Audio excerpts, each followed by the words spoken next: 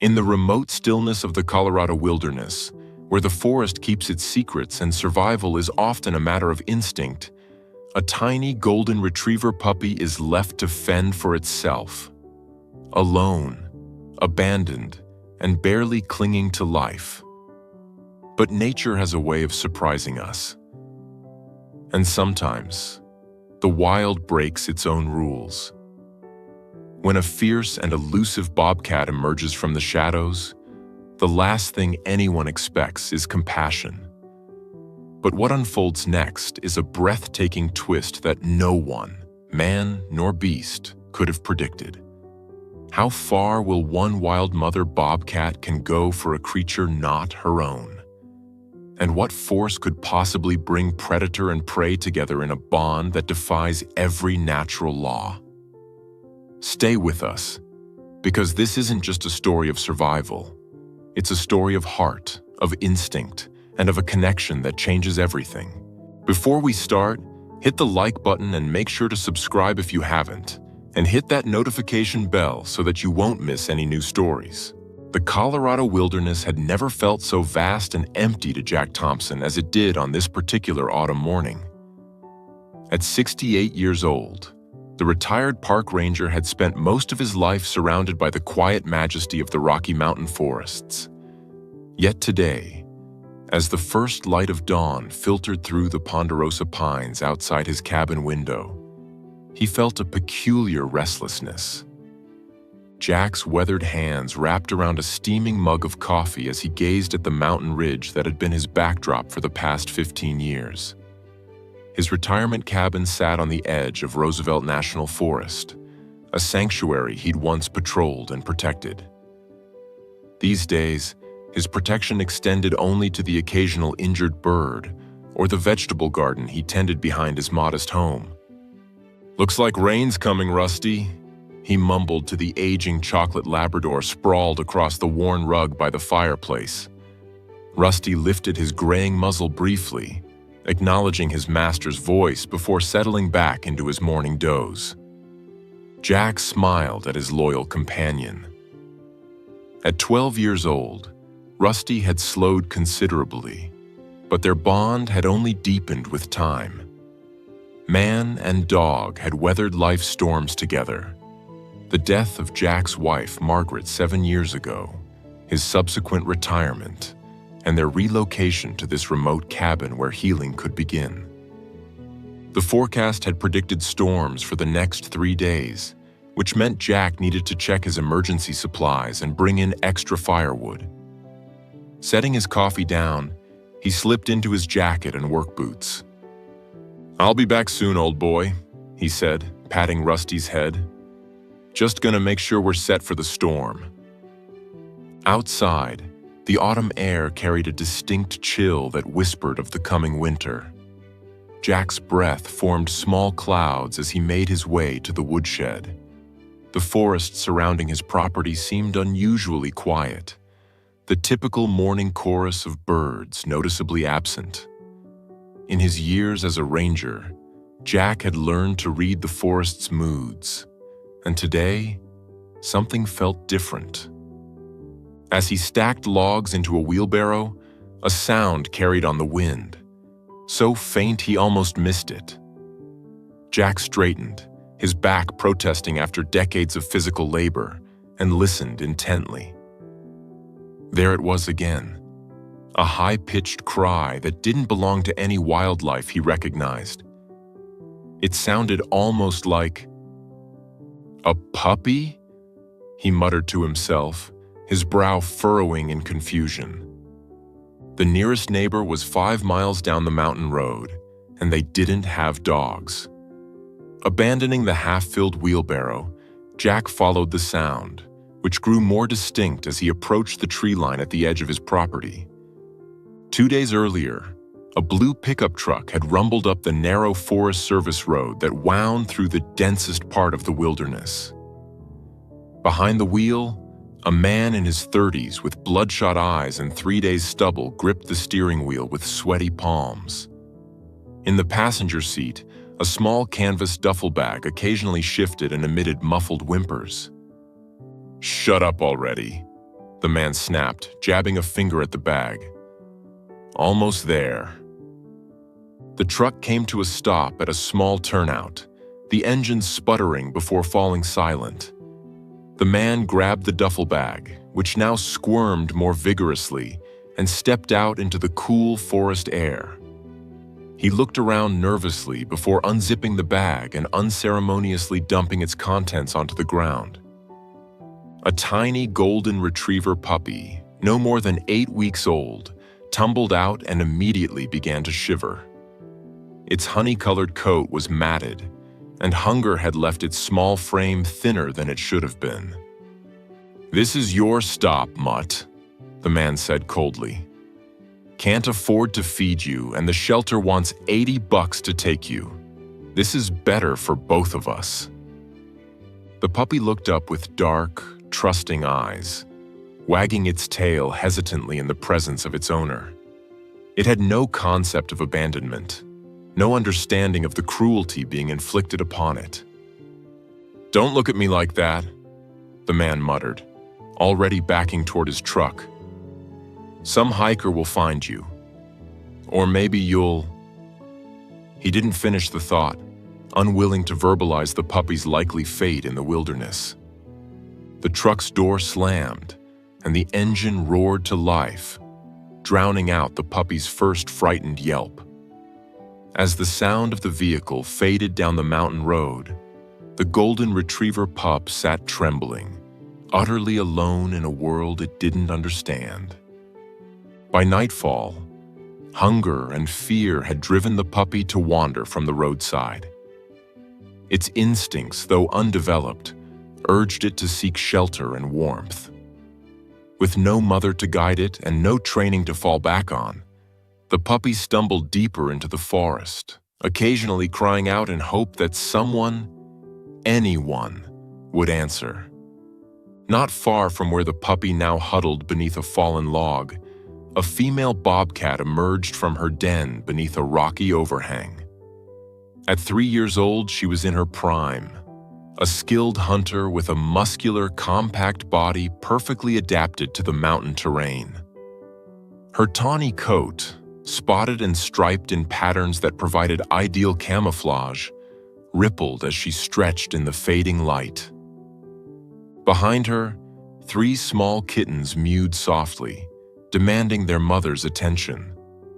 Born in early summer, they were now old enough to eat solid food but still dependent on their mother's protection and hunting prowess. The bobcat mother had been unusually successful this season. Her territory was rich with rabbits, squirrels, and mice, allowing her to maintain a den closer to the forest edge than she might normally prefer. The mother bobcat's ears twitched at the sound of her offspring, but another noise had caught her attention, an unfamiliar cry that nevertheless triggered a maternal response. One of her kittens had wandered from the den a week earlier, only to return hungry and frightened after a day's absence. Something in this distant cry reminded her of that incident. Moving with silent precision, the bobcat slipped through the underbrush toward the source of the sound. Her whiskers vibrated with sensory information as she paused to scent the air. The smell was wrong. Not the musky scent of her own kind, but something different. Something that should trigger her instinct to retreat, or, potentially, to hunt. Yet the crying continued, pitiful and weak, stirring something deep in her nature that transcended the usual boundaries between predator and prey. By the second morning of its abandonment, the golden retriever puppy had grown significantly weaker. Dehydration had set in, and without the skills to hunt or scavenge, hunger had left it lethargic. Its once enthusiastic cries had diminished to occasional whimpers as it lay beneath the fallen log, its honey-colored coat now dirty and tangled with pine needles and mud. In the stillness of dawn, the puppy's ears perked up at the sound of soft footfalls approaching its makeshift shelter. Too exhausted to run, it could only watch as a shadow fell across the opening of its hiding place. The mother bobcat stood motionless, her amber eyes fixed on the small creature before her. Her nostrils flared as she processed the puppy's scent, her tail twitching slightly in indecision. Every instinct told her this was not her lost kitten, but something else entirely. Something that belonged to the world of humans, creatures she had learned to avoid at all costs. Yet as the puppy let out another weak whimper and attempted to wag its tail, something unexpected happened. The mother bobcat, rather than retreating or attacking, took a step closer. Perhaps it was the similarity in size between the puppy and her own young, or maybe some deeper, inexplicable connection. But in that moment, her maternal instincts overrode her natural caution. With gentle precision, the bobcat gripped the scruff of the puppy's neck in her teeth, the same way she would carry one of her own kittens. The puppy went limp instinctively, a response programmed into both wild and domestic canines. With her precious cargo secured, the bobcat melted back into the forest, moving swiftly toward her den. When the mother bobcat returned to her rocky shelter, her 3 kittens greeted her with curious mews, their spotted bodies circling her legs as she carefully deposited the puppy on the soft grass that lined their home. The kittens approached the newcomer cautiously, their blue-gold eyes wide with curiosity rather than fear or aggression. The puppy, revived somewhat by the movement and change of scene, struggled to its feet and wagged its tail weakly. In its limited experience, other warm bodies meant companionship and, potentially, food. The bobcat kittens, still young enough to be playful and accepting, soon began to nudge and paw at the strange creature in their midst. Their mother watched this interaction carefully, ready to intervene if necessary. When the puppy collapsed again from exhaustion, she approached and began to groom its dirty coat with her rough tongue. It wasn't her offspring, but it was now under her protection, at least temporarily. As night fell, the unlikely family huddled together for warmth. The puppy, surrounded by the vibrating warmth of purring wildcats, slept deeply for the first time since its abandonment. By the 3rd morning, however, reality began to assert itself. The mother bobcat had brought back a rabbit for her kittens, but the puppy, attempting to join the meal, could not consume the raw meat. Its pitiful attempts to suckle from the bobcat mother were similarly unsuccessful. The biological differences between them created an insurmountable barrier to the puppy's survival. The bobcat paced the entrance to her den, torn between her unexplainable attachment to this alien creature and the practical knowledge that she could not keep it alive. Her own kittens required her care and teaching. They could not afford to have her energy diverted to a baby that wasn't even of her species. As dawn broke, the mother bobcat made her decision. Once again taking the increasingly weak puppy by the scruff, she left her den and began a journey through the forest. Not deeper into the wilderness, but toward its edge, where the scent of humans occasionally drifted on the breeze. Jack Thompson had spent over an hour searching for the source of the cries when they abruptly stopped. Concerned, he expanded his search perimeter, venturing farther into the forest than he'd initially intended. The gathering storm clouds overhead warned him to turn back soon. But something, call it a ranger's instinct or simply human compassion, drove him to continue. "Hello," he called out, knowing it was unlikely he'd receive a response but hoping to trigger another sound that might guide his search. "Anybody out there?"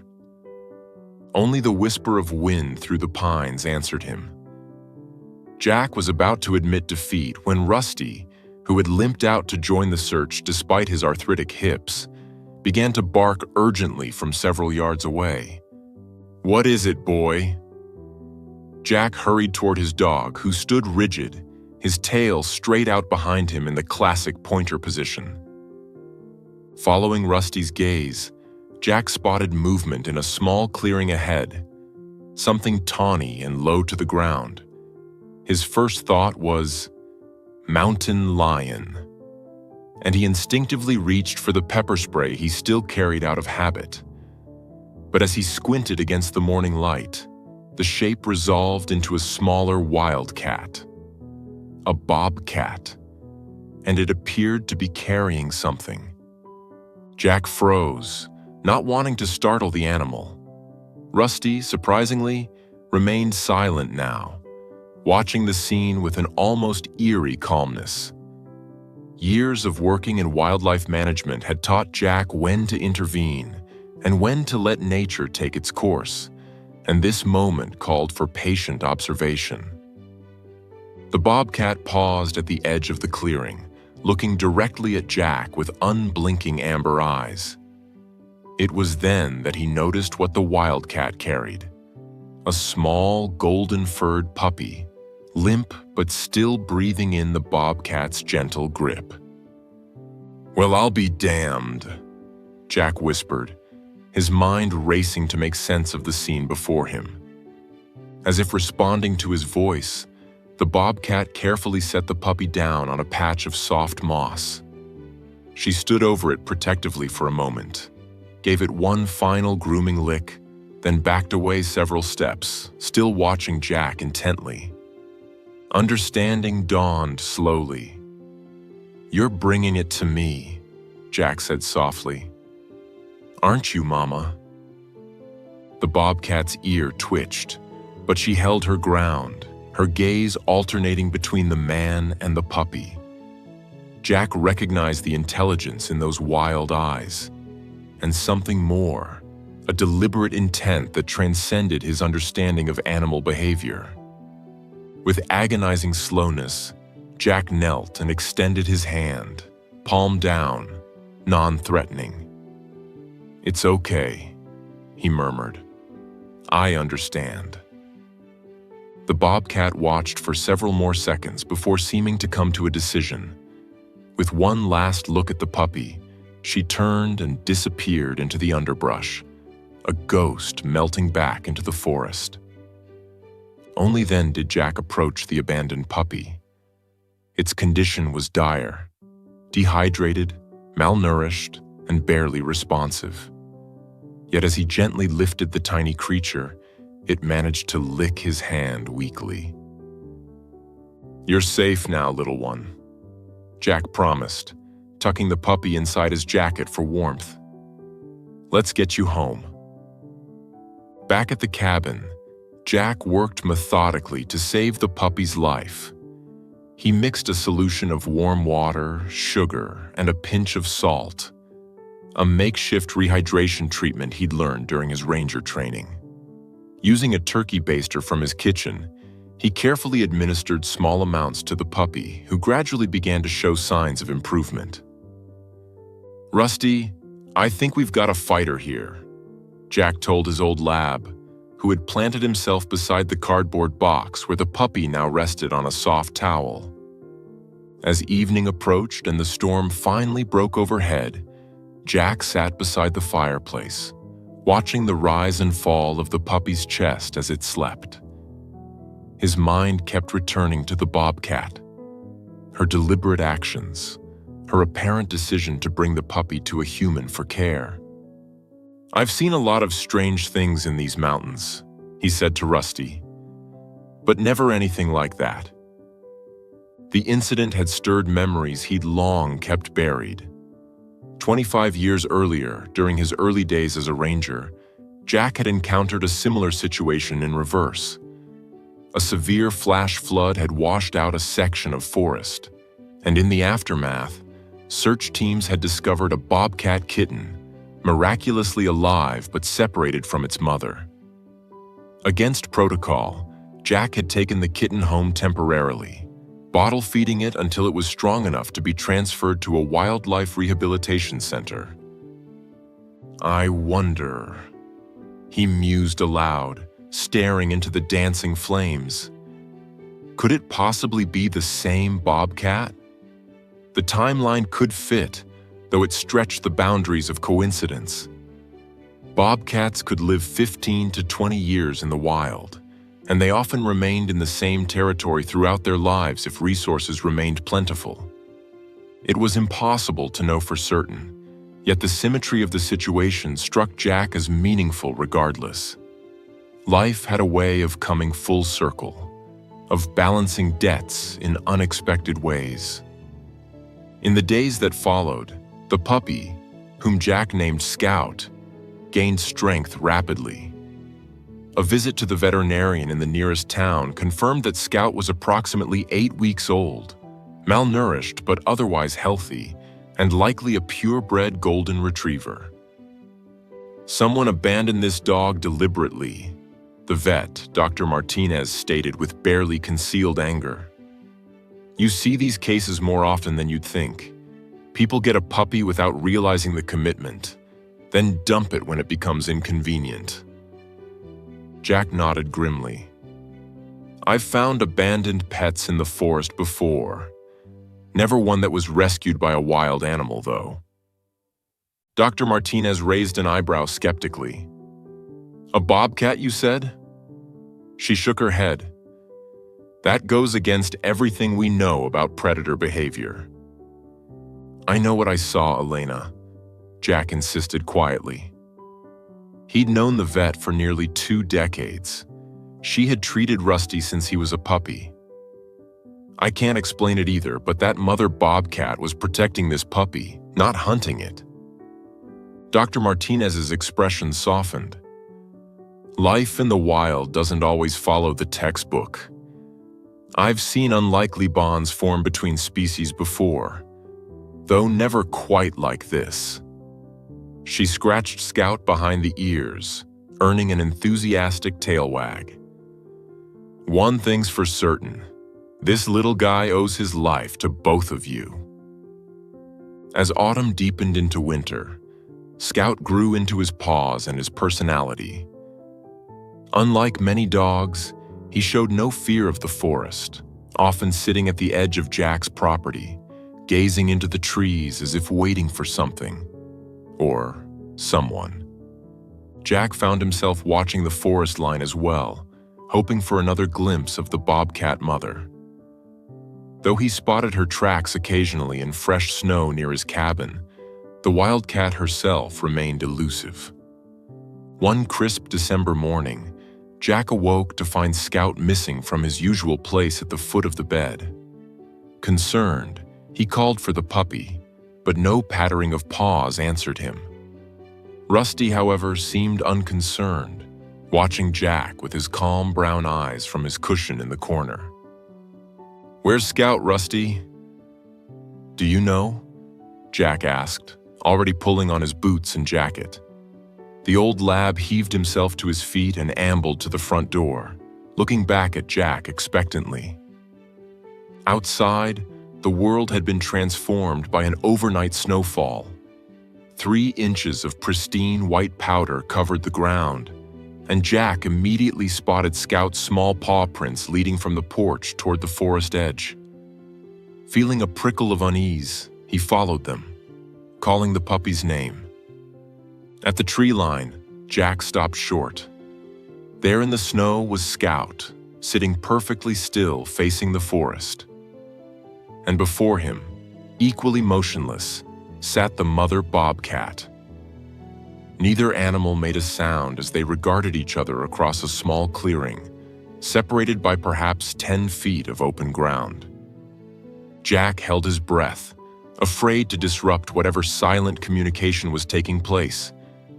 After what seemed like minutes, but was likely only seconds, the bobcat took a step forward, then another, closing the distance between herself and the puppy. Scout remained sitting, his tail now sweeping a small arc in the snow. Not the frantic wag of excitement, but a gentle, deliberate greeting. When the bobcat was just 2 feet away, she paused, then lowered herself into a crouch, her eyes never leaving the puppy's. From the cover of a juniper bush nearby came movement, and Jack watched in amazement as 3 half-grown bobcat kittens emerged cautiously. They approached Scout with the same curiosity they had shown in the den, circling him, occasionally touching noses. The scene before him defied explanation, yet Jack understood he was witnessing something profound, a reunion, or perhaps a farewell. The mother bobcat had not simply saved Scout's life through some momentary aberration of instinct. She had formed a connection with him, one strong enough to bring her back to the edge of human territory despite the risks. After several minutes, the mother bobcat rose and made a soft chirping sound. Her kittens immediately responded, breaking off their inspection of Scout and returning to her side. With one last long look at the puppy, she turned and led her family back into the forest depths, vanishing as silently as they had appeared. Scout watched them go, his young face somehow solemn in a way that belied his age. Only when the last trace of the wildcats had disappeared did he turn and trot back to Jack's side, pressing against his leg as if seeking reassurance. "You've got family in these woods, Scout," Jack said softly, kneeling to embrace the puppy. "And so do I." Spring came to the mountains with a riot of wildflowers and birdsong. Scout, now nearly full-grown, had become Jack's constant companion on his daily hikes, showing an intelligence and awareness of the forest that impressed even the experienced ranger. "You're a special one," Jack often told him, watching as Scout navigated the trail with confidence, occasionally stopping to point out wildlife that Jack might have missed. Rusty had taken to the role of elder statesman, watching Scout's antics with dignified tolerance and occasionally joining in when his old bones allowed. The 3 of them had formed a family of sorts, filling Jack's once quiet cabin with warmth and purpose. On a particularly beautiful May morning, Jack decided to hike to a small meadow where he knew wildflowers would be at their peak. Scout bounded ahead on the trail, while Rusty followed more sedately beside Jack. As they approached the meadow's edge, Scout suddenly froze, his posture alert but not alarmed. Jack followed his gaze and felt his heart swell with emotion. At the far end of the meadow, the mother bobcat stood in a patch of sunlight watching them. Beside her, only 2 kittens remained, nearly grown now, soon to establish territories of their own. "She's still watching over you," Jack said quietly to Scout, who wagged his tail in acknowledgement. The bobcat held Jack's gaze for a long moment, and he nodded to her in silent gratitude. Then, with the same deliberate grace she had shown that autumn morning, she turned and led her offspring into the shadows of the forest. Scout looked up at Jack, his brown eyes somehow knowing, then pressed against his leg companionably. "Come on, boys," Jack said, his voice rough with emotion. "Let's go home." As they turned back toward the cabin, Jack reflected on the strange chain of events that had brought Scout into his life. What had begun as an act of cruelty, the abandonment of a helpless puppy, had transformed into something remarkable through the intervention of a wild mother whose compassion transcended the boundaries between species. In the vast wilderness of the Colorado mountains, where life often unfolded according to harsh natural laws, a small miracle had occurred. And in witnessing it, Jack had found a renewed sense of wonder in the world he thought he knew so well.